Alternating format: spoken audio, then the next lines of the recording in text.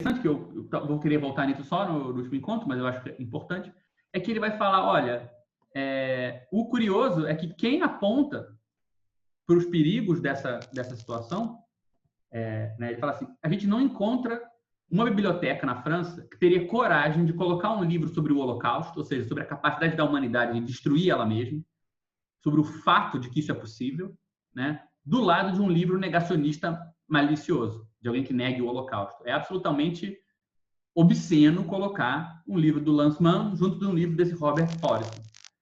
Mas ele fala que o Clive Hamilton, que tinha escrito um livro, o Requiem para uma Espécie, pode ser colocado do lado de um negacionista climático como se isso nada fosse. Então, de alguma maneira, assim, a produção de um fato social em torno da capacidade da humanidade de destruir a si mesma é inconteste. Agora, um outro livro, um fato social a respeito da capacidade humana de intervir na destruição de outras espécies, esse não recebe esse mesmo, não consiste da mesma maneira esse fato, né? Então ele fala, está na hora da gente entender por que uma coisa consiste e a outra não. Por que a justaposição de uma descrição do Holocausto e sua negação é impossível, enquanto que a justaposição da negação da crise climática e da sexta extinção em massa em curso é possível com um tratado que negue isso, né? Acho que eu nem incluí aqui, não, acho que eu incluí mais para frente, depois a gente entra nisso. Bem, então, por um lado, a gente tem essa ideia de que tem uma totalidade, tem um pano de fundo do processo de produção que caiu dentro da discussão histórica. Aquilo que era para ser, né, por isso que o texto do Chakrabarti chamou o clima da história. Tem alguma coisa que era para ser, digamos assim, de uma temporalidade ahistórica, de um ciclo de tempo e um ciclo de transformação alheio à humanidade, que cai dentro e interrompe e atravessa o processo histórico e a temporalidade histórica. Mas se de cima para baixo, né, do ponto de vista da totalidade, isso acontece, de baixo para cima isso também acontece, vamos falar assim. E eu gosto muito do texto da Haraway chamado Antropoceno, Capitaloceno, Plantationoceno, Cthuloceno. Por isso só ter chamado de muitocenos, mas eu não sei porque ela nomeou todos eles, mas enfim. E ela fala assim, não há dúvida de que os processos antrópicos tiveram efeitos planetários em ação com outros processos e espécies, desde que nos reconhecemos como espécie, algumas dezenas de milhares de anos, e investimos em uma agricultura em larga escala, alguns milhares de anos. Certamente que, desde o início, as bactérias e seus parentes foram e ainda são os maiores de todos os terraformadores planetários. Também em uma míriade de tipos de interação, incluindo as pessoas e suas práticas, tecnologias e outros. A propagação de plantas por dispersão de sementes, milhões de anos antes da agricultura humana, representou uma grande mudança no planeta, e assim foram muitos outros eventos ecológicos de desenvolvimento histórico, revolucionários e evolucionários. As pessoas iniciaram essa discussão muito cedo, de forma dinâmica, mesmo antes deles, nós, sermos chamados Homo sapiens. Mas penso que a relevância de nomear de Antropoceno, Plantationoceno, Capitaloceno tem a ver com a escala, relação, taxa de velocidade, sincronicidade e complexidade. A questão constante, quando se considera fenômenos sistêmicos, tem que ser: quando as mudanças de grau tornaram-se mudanças de espécie? E quais são os efeitos das pessoas, não o humano, né, das pessoas e não do humano, situadas bioculturalmente, biotecnologicamente, biopoliticamente, historicamente, em relação a e combinado com os efeitos de outros arranjos de espécies e outras forças bióticas e abióticas? Nenhuma espécie, nem mesmo a nossa própria, essa espécie arrogante que finge ser constituída de bons indivíduos dos chamados roteiros ocidentais modernos, age sozinha. Arranjos de espécies orgânicas e de atores abióticos fazem história, tanto evolucionária como outros tipos também. E aí ela vai falando que, bem, o que está em jogo agora, né, a definição final dela, é que a Terra, o que a gente está vendo é que o Holoceno foi um período em que havia um refúgio, ou seja, esse processo de produção, como o pano de fundo dele era externo a ele, havia um refúgio para aquilo que não é parte do processo de trabalho, aquilo que é subtraído do processo de trabalho. E ela fala assim, talvez a indignação merecedora de um nome como Antropoceno seja a destruição de espaços-tempos de refúgio para pessoas e outros seres. Eu, juntamente com outras pessoas, penso que o Antropoceno é mais um evento limite do que uma época. O antropoceno marca descontinuidades graves. O que vem depois não será como o que veio antes. Penso que o nosso trabalho é fazer com que o antropoceno seja tão curto e tênue quanto possível, cultivar uns com os outros, em todos os sentidos imagináveis, épocas por vir que possam construir os refúgios, reconstituir os refúgios. Nesse momento, a Terra está cheia de refugiados, humanos e não humanos, e sem refúgio. Então, o argumento dela, que eu queria juntar aqui com o que o Arthur comenta, é que você tem uma espécie de duplo empuxo de crítica desse modelinho que a gente viu. De uma perspectiva que a gente chama, que a própria Tsing chama de baixo, né, mais rente ao chão, a gente vê uma heterogeneização enorme do processo de produção, as cadeias de fornecimento, as relações entre trabalho assalariado e trabalho não assalariado, não remunerado, de toda a ordem, as relações entre o trabalho e o encontro entre as pessoas e outros aspectos da vida, dilui o modo de produção num grau de heterogeneidade enorme.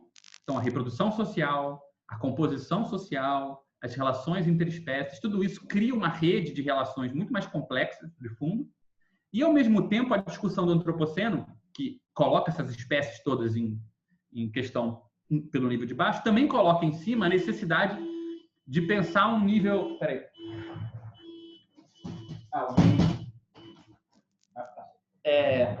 Pensar num nível superior, digamos assim, uma totalidade maior ou diferente do que a totalidade que a gente chamava de modo de produção capitalista. Um outro modo de produção, que você pode chamar de socialista, do que você quiser. Se ele for baseado na exploração de recursos baratos através das forças produtivas, não importa que o seu interesse seja a distribuição social democrática. Ele vai ser igualmente insustentável. Então, tem alguma coisa do pano de fundo de todo esse conflito entre capital e trabalho que cai dentro da discussão, né? De cima, digamos assim, como esse pano de fundo de uma espécie de totalidade que também cai na discussão. Então, por um lado, a coisa é complexificada de baixo para cima e, por outro, ela é complexificada de cima para baixo. Vamos falar assim. Espera só um segundinho, velho.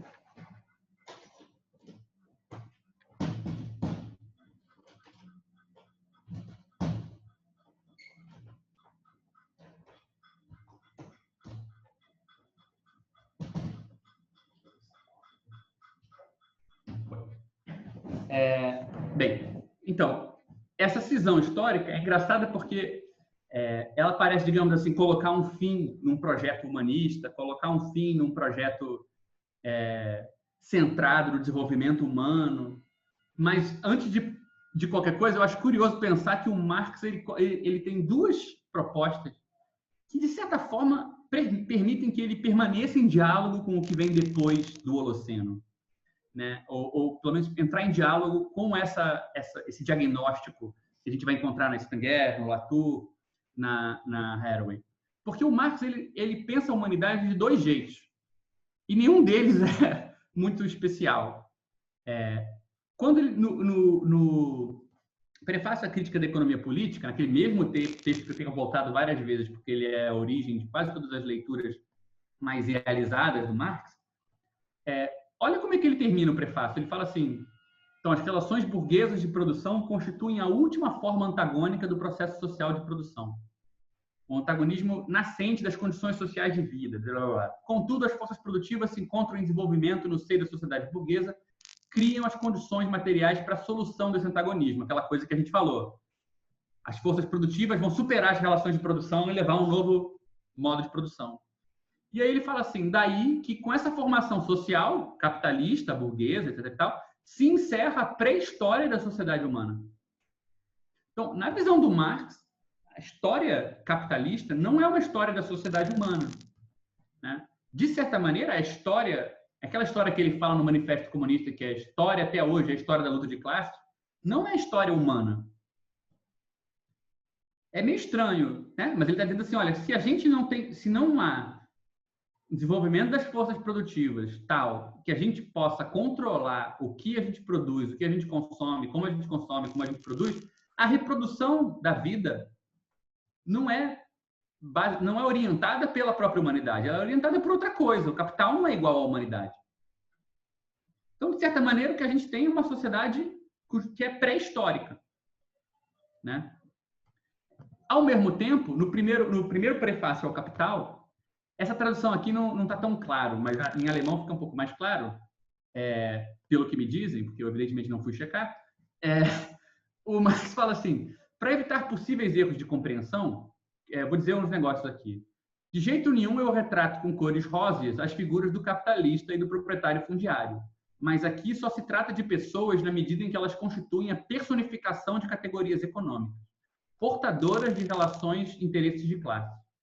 O meu ponto de vista, e aí ele vai dizer qual é o ponto de vista dele, que apreende o desenvolvimento da formação econômica da sociedade como um processo histórico natural. Pode ser menos do que qualquer outro responsabilizar o indivíduo por relações nas quais ele continua a ser socialmente uma criatura, por mais que subjetivamente ele se possa colocar acima dela. Então ele fala assim, um argumento é duplo e é muito curioso. Por um lado, eu estou tratando de capitalista, de proprietário fundiário, mas eu não estou dizendo que eles são os agentes da dinâmica fundiária e da dinâmica capitalista. Eles encarnam categorias e dinâmicas que eles não poderiam colocar em movimento se eles quisessem. Ou bem o cara surfa uma tendência, ou ele não ganha dinheiro, mas ele não pode criar a tendência. Essas relações econômicas sociais, elas são independentes do homem. Ao mesmo tempo, ele vai definir esse processo que, portanto, onde a gente é criatura, a gente não é criador, seja capitalista, seja proletário, como um processo histórico natural. E na versão alemã ele fala um processo de história natural, né? Ou seja, ele inclui a história da sociedade capitalista na história natural. Ele não faz a separação entre história natural e história social, como se houvesse essa divisão estanque. Então é interessante que, de certa maneira, tudo bem que o que ele chamava de história natural é também perturbado pelo tempo geológico, né? O que o pessoal estudava naquela época sobre geologia, tempo profundo, essas coisas, era muito precário comparado com o que a gente sabe hoje, mas é interessante ver que não tem um problema categórico para o Marx em reintroduzir o modo de produção capitalista na história natural. Pelo contrário, esse é o ponto de vista que ele está adotando.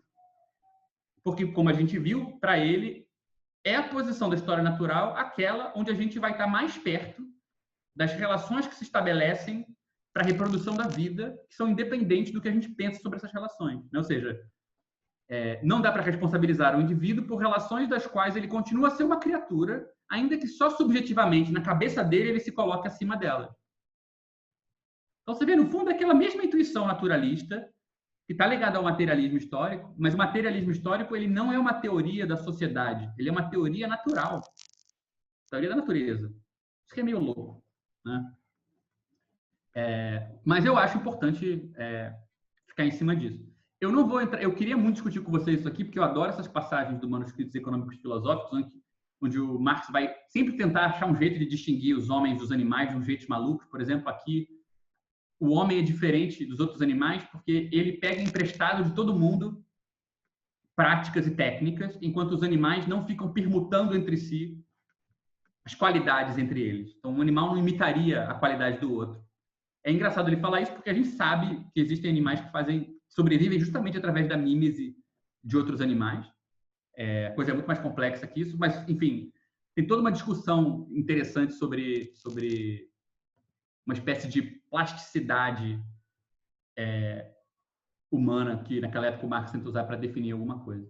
Mas o que é crucial, que a gente também não vai discutir com detalhe, mas é muito importante, é que o Marx pensava a humanidade com esse termo, né? O Gattungswesen, um ser genérico, um ser de espécie, né? E ele fala assim, o homem é um ser genérico não somente quando prática e teoricamente faz do gênero seu objeto, né? Ou seja, quando ele pensa sobre a humanidade, mas também quando ele se relaciona consigo mesmo como com o gênero. Ou seja, você quando trabalha, quando você come, quando você se alimenta, você está inserido na história natural da humanidade, vamos falar assim, enquanto espécie, né? Mas é interessante porque se o Marx não pensava de maneira multiespécie, que nem a Haraway vai criticar ele por fazer, ele não deixava de tentar preservar a concepção do homem como uma espécie, né? Que está presa a si mesma, não como ideia de humanidade, mas como reprodução da vida material de seres com certas características, né? Tem outras coisas aqui que a gente podia discutir, mas acho que a gente não precisa entrar nisso com muito detalhe agora. Mas eu queria, assim, para a gente seguir, mostrar para vocês, por um lado, que vão ter essas duas pressões transformando esse diálogo, porque de cima, o tempo geológico da Terra, o fim de uma natureza pensada como recurso infinito, né, vai atrapalhar a concepção de totalidade do modo de produção.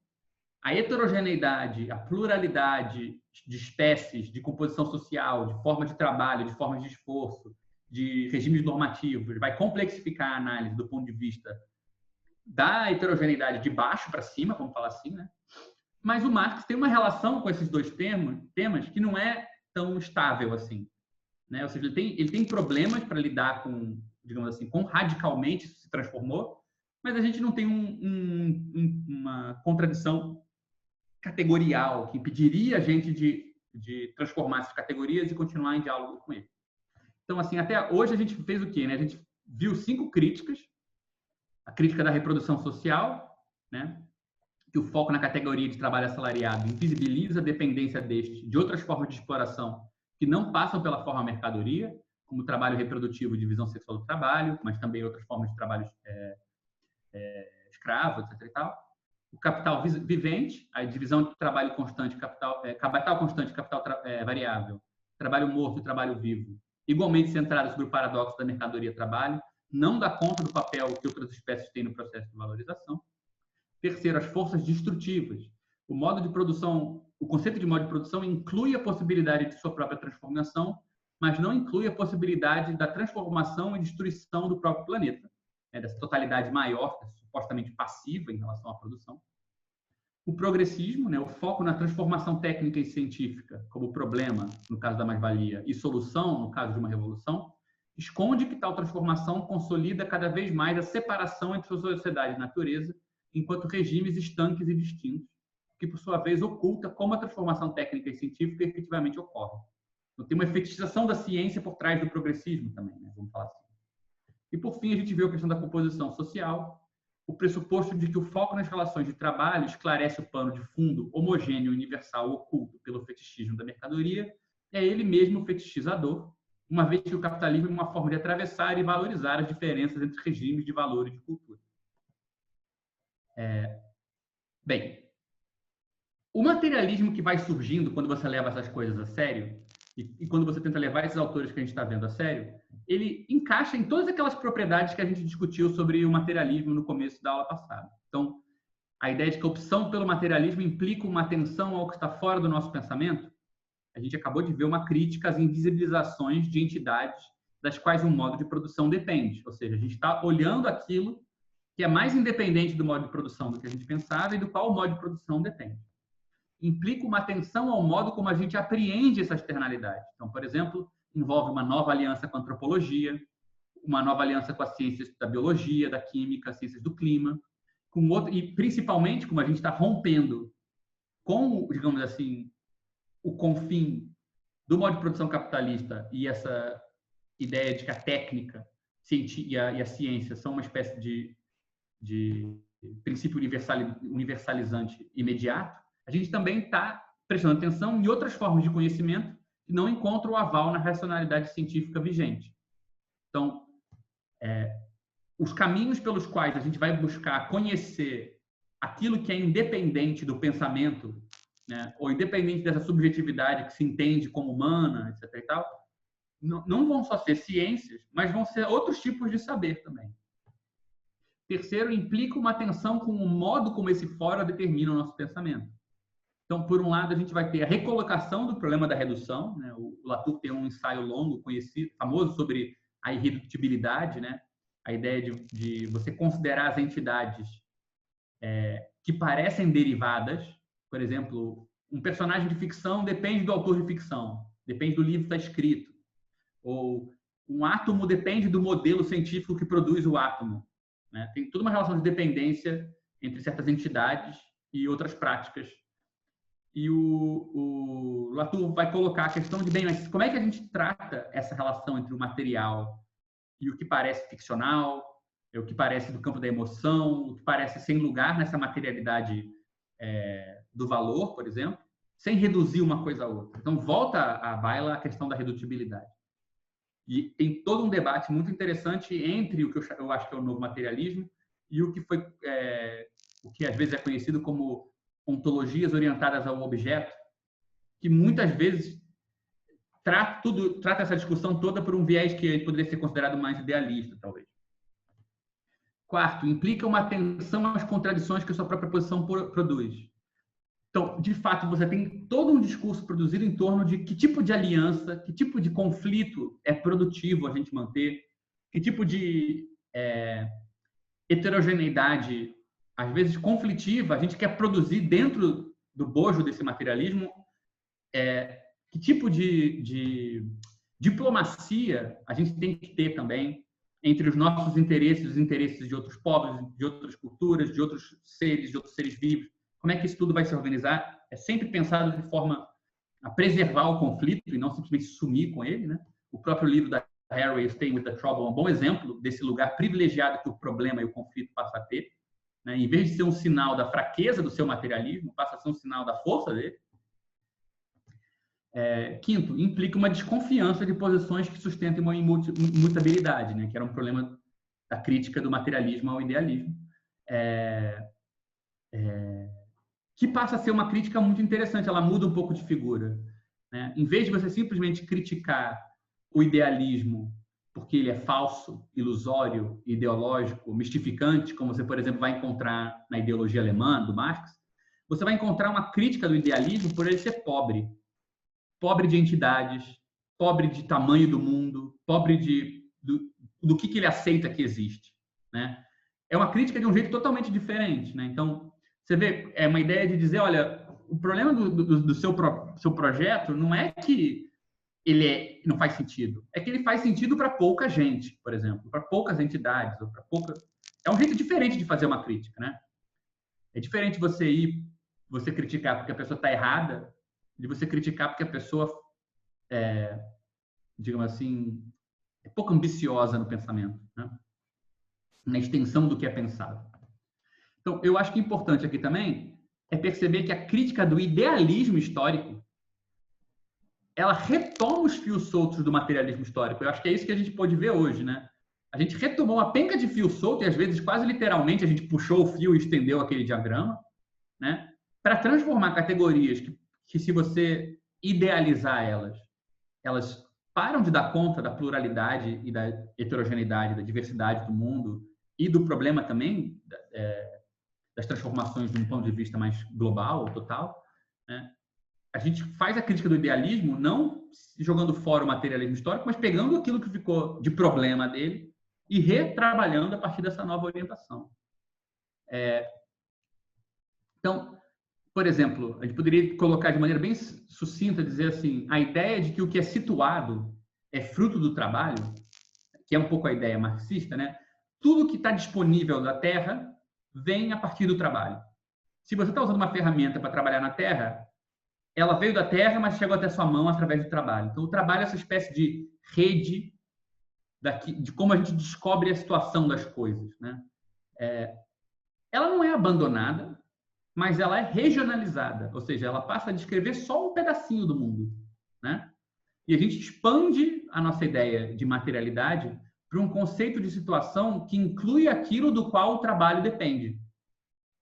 Você vê, a gente leva mais longe o próprio princípio material de procurar aquilo que é independente, né? Então, a gente passa, assim, do trabalho pensado como um processo sobre a matéria e sobre objetos para uma concepção de rede de atores e forças que é bem mais ampla, né? E que nem pode ser restrita ao gênero humano e nem sustenta a mesma concepção de humano que estava implícita na concepção anterior, né, de processo de trabalho humano.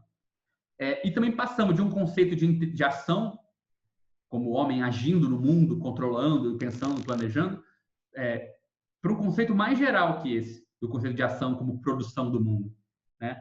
Que eu acho que está muito ligado à ideia de eficácia.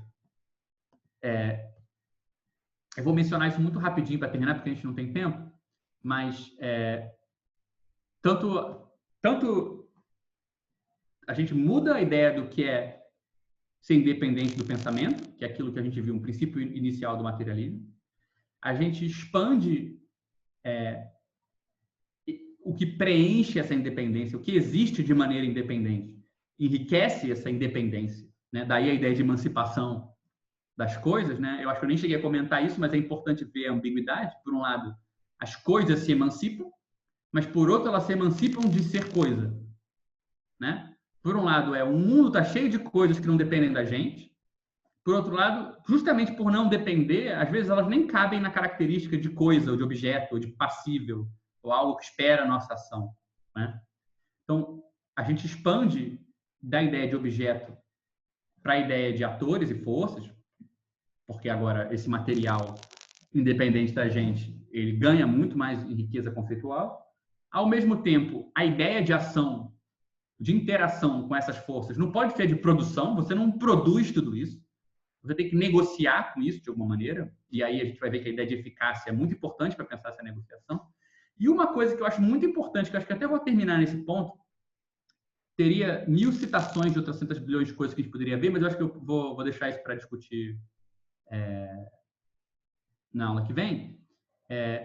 Um ponto final que eu acho que é importante da gente mencionar, que é o seguinte: se você abre um livro da Stenger ou uma discussão da Haraway, eu sinto que assim o modo de articular as ideias, ele tem uma certa...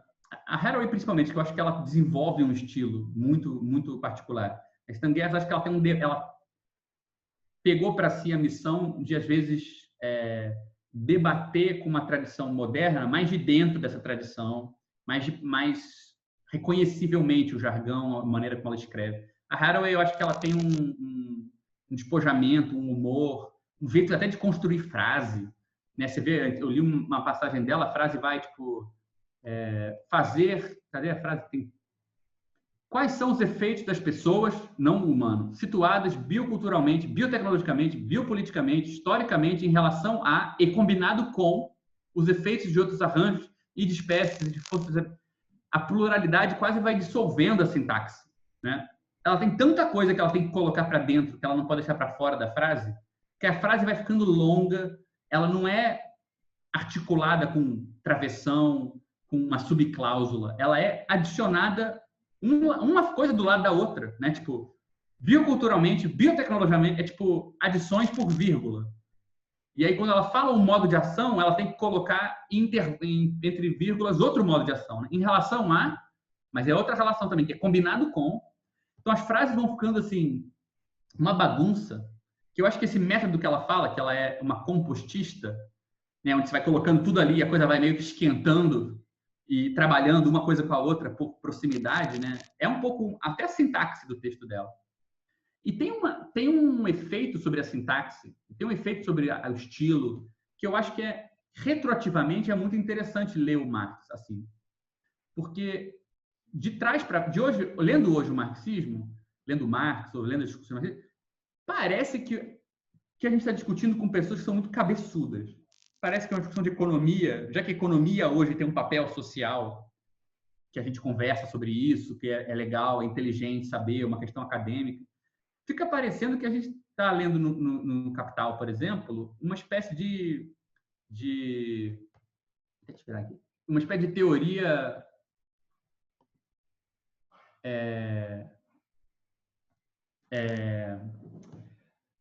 meio acadêmica, meio pesada, comprometida com a clareza dos conceitos e tal. Não fica claro quão assim, digamos assim, vivo era aquele pensamento, né? Ou quão bagunçado. Se você lê o Capital, na verdade, ele passa de descrições econômicas para citar o Shakespeare, para citar o Dante, para falar mal de alguém. Tem uma vulgaridade estranha na maneira como a coisa é construída, né? E como o próprio discurso marxista é construído por um compromisso com a popularização, com a discussão em comitês, assembleias, com a organização de processos coletivos mesmo, né? Que eu acho que às vezes retrospectivamente, historicamente, a gente não percebe. Parece que a coisa foi ficando ossificada ou sem nuance à toa, né? Porque era próprio daquele pensamento ser assim. É o que eu chamei de uma explicação idealista da decrepitude do materialismo, né? Como se o materialismo não alcançasse seus limites justamente pela prática e só porque ele foi, no fundo, ele era ruim. Mas eu acho que assim, quando você lê você percebe o tipo de transformação na escrita, na retórica, no uso de metáforas, que o novo materialismo precisa fazer para acompanhar o trajeto dessas redes, para dialogar com a antropologia, com a política, com a ciência, o tipo de transformação que você tem que fazer na linguagem. Eu acho interessante voltar de trás para frente e também reconhecer que esse é exatamente o mesmo processo que aqueles caras estavam tendo que fazer naquela época, né? Não tinha livro que misturasse discussão da máquina a vapor com economia, com abelha, com crianças trabalhando 18 horas por dia numa fábrica. Um livro que incluísse um bric-a-brac desse material, talvez só o Joyce no século XX. Não é à toa que o Eisenstein, quando ele quis filmar o Capital, o livro que ele achou que ia dar a ideia do estilo era o Ulisses do Joyce. Então, assim, para quem estava mais perto da época, o Capital era um livro que era comparável mais ao Finnegan's Wake e a um exercício estranho de estilo do que um livro que era uma espécie de manual claro e transparente sobre os seus conceitos, né? Então, eu acho interessante também quando a gente vê um novo materialismo surgindo, novas questões, pessoas puxando o fio de problemas, o tipo de acesso que a gente tem ao que é a transformação, o que é a revitalização do materialismo, pode servir para a gente, inclusive, voltar atrás e ter um juízo mais afinado sobre o tipo de desafio que o pessoal naquela época também estava enfrentando no século XIX, né? Também tem gente que critica, por exemplo, o uso da filosofia no novo materialismo, o uso do Deleuze, do Simondon, do não sei o quê. O pessoal também criticava a mesma coisa, do jeito que o Marx dizia usar o Hegel e não sei o quê. Então, é engraçado que quanto mais próximo você fica de um processo de revitalização do materialismo hoje, eu acho que mais claro fica a continuidade dos desafios do pessoal que tentou puxar essa problemática toda em outros períodos, né? Então, também tem esse aspecto interessante de continuidade, mesmo que permaneça muito diferente, né? Os problemas são parecidos, ainda que as soluções sejam diversas. Bem, gente, eu acho que eu vou parar por aí. Eu vou deixar para a aula que vem duas coisas, então. Vou fazer uma espécie de pontuação, assim, de alguns aspectos específicos que eu acho que chamam a atenção, são relevantes quando você está preocupado com a continuidade entre o materialismo histórico e os novos materialismos, ou seja, a questão do saber situado na Haraway, essa ideia de você repensar a metodologia, de onde a gente pode extrair conhecimento sobre o que é independente do pensamento, de uma forma que seja, ao mesmo tempo, não fetichize a ciência, esteja ciente das relações de poder na ciência, mas também não fetichize o cinismo e uma espécie de relativismo, a maneira como isso se articula com a pragmática no Latour, com a eficácia na Stanger, com a atenção para os circuitos das mercadorias e das coisas. Então, tentar criar uma espécie de um ethos, assim, de ferramentas que parece que a gente pode tirar desse materialismo. E vou só trazer no final dois autores, na verdade, que eu acho que já tentaram fazer essa conexão. Ivan Lalette, que é um cara de 1910, que é o Alexander Bogdanov, que inventou uma coisa chamada tectologia, que nunca mais foi utilizado por ninguém, mas foi uma espécie de falsa interpretação, assim, pessoal. Inclusive o livro do Lenin, que eu falei que o Lenin está lá trolando, é contra o Bogdanov. Então tem alguém em 1910 que estava pensando assim, e tem alguém que está pensando assim hoje em dia, que é essa teórica da mídia e marxista também, chamada Mackenzie Ward. A Mackenzie Ward, ela tenta fazer um diálogo entre a Donna Haraway e o Marx nesse livro chamado Molecular Red. Então, minha ideia vai ser apresentar um pouco essas ferramentas dos novos materialismos e depois trazer esses dois autores bem rapidinho, só para introduzir para vocês, para quem não conhece, que eu acho que dão um pouco de estofo para o projeto que eu estou tentando trabalhar com vocês. E aí a gente faz um debate maior. Vocês podem tanto me mandar as perguntas de novo por e-mail, quem quiser. Funcionou por mim, não tem problema. Ou então guardem e a gente conversa lá na hora, direto. Fiquem à vontade. Tudo bem? Obrigada, Gabriel. Alguém quer falar alguma coisa? Ou a gente encerra? Obrigada, Gabriel.